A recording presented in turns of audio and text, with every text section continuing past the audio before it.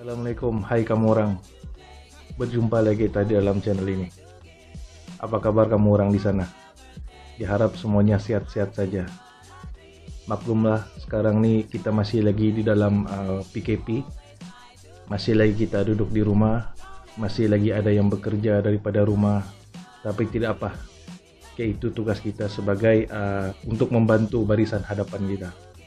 Di kesempatan ini juga saya sebagai rakyat Malaysia, terutamanya rakyat negeri Sabah, ingin mengucapkan terima kasih kepada frontliners kita. Apapun tugas kita sebagai rakyat biasa, kita bantulah frontliners kita ini. Oke, kalau tidak ada apa-apa urusan di luar, kita kekallah duduk di rumah. Itu lagi penting. Baiklah, video kali ini saya ingin bercerita sedikit tentang sebuah boleh dikatakan sebagai tradisi Sabah.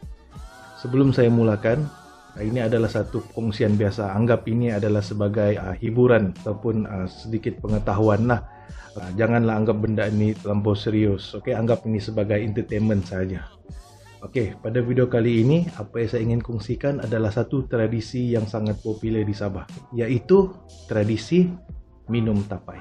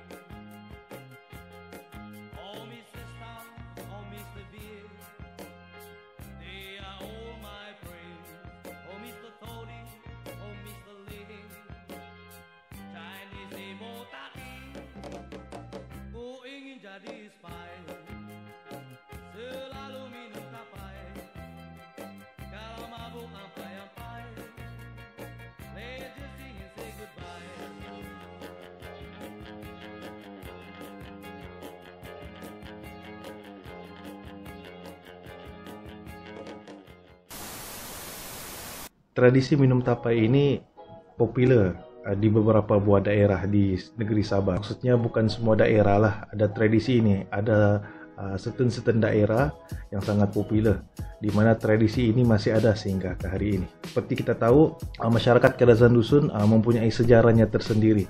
Oke, dari segi adat, istiadat, pantang larang, pakaian tradisional, makanan dan sebagainya.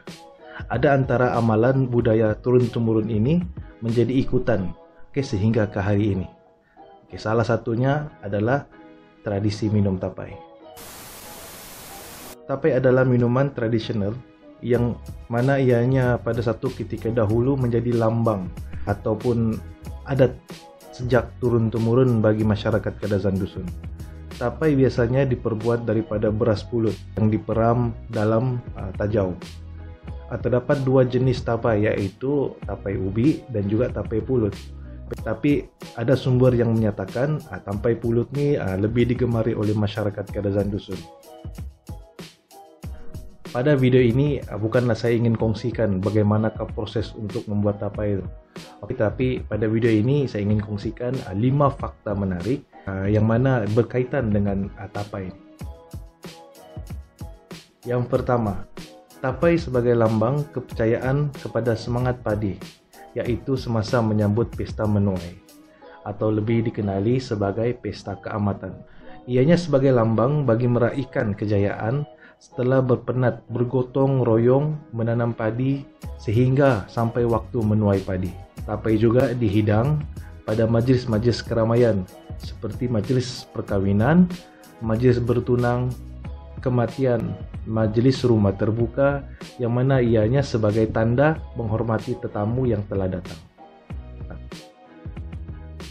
Fakta menarik yang kedua, tapai untuk menghilangkan penat dan memulihkan tenaga yang sudah digunakan semasa bekerja di siang hari.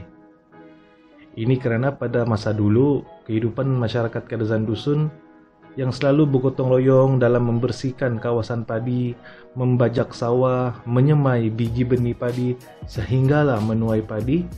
Tapai telah menjadi satu minuman tradisi yang mana ianya diminum selepas selesai bekerja ataupun selepas selesai melakukan sesuatu kerja di sawah padi. Biasanya mereka akan minum tapai selepas pulang dari sawah padi dan terus berehat, tidur dengan lena dan bangun keesokan harinya dengan tenaga yang cergas untuk meneruskan kerja-kerja yang masih tertangguh di sawah padi.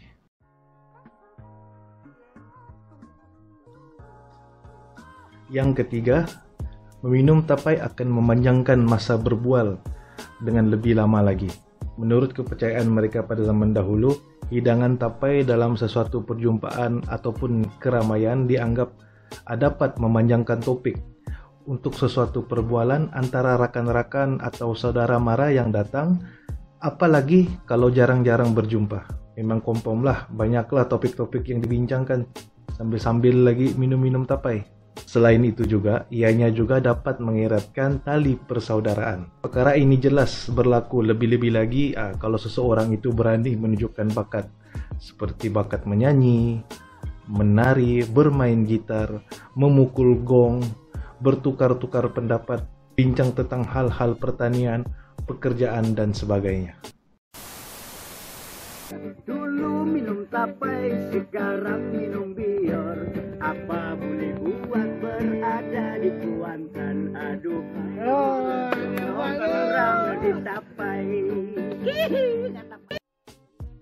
Yang keempat, tapai dapat menimbulkan keberanian untuk seseorang itu meluahkan perasaan. Jika kita lihat tentang fakta yang keempat ini, mungkin bila seseorang itu sudah minum tapai, terutamanya yang lelaki itu mungkin beranilah sudah untuk meluahkan perasaan cintanya kepada seseorang sumandak.